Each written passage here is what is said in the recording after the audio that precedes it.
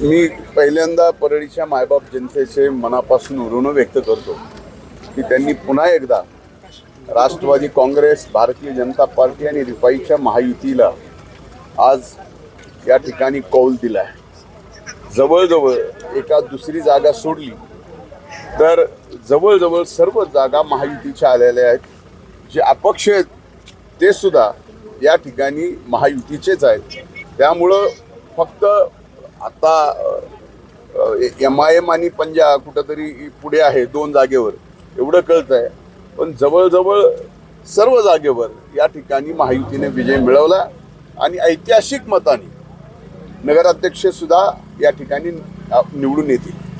प्रचारामध्ये आपल्याला अनेक प्रकारे घेण्यात आलं, आपल्याला भाषण सुद्धा करू दिलेलं. कोणी करू दिलं नाही असं म्हणतात. मला कोणी रोखलं होतं भाषण करायला? मी एवढंच म्हणलं होतं की याचं उत्तर ज्यांनी माझ्यावर टीका केली आहे, ज्यांनी माझ्या परळीला बदनाम केलं आहे, याचं उत्तर मात्र त्यावेळेस मी 2 तारीख म्हणलं होतं. निवडणूक लांबली म्हणून आज 21 तारखेला परळीच्या मायबाप जनतेकडून ज्यांनी आम्हाला बदनाम केलं त्यांच्या तोंडात ही चपराक आहे. खासदार तळ ठोकून होते. इथं खासदार तळ ठोकून राहिले किंवा इथंच राहिले तरी परळीच्या मायबाप जनतेमध्ये काही फरक पडत नाही.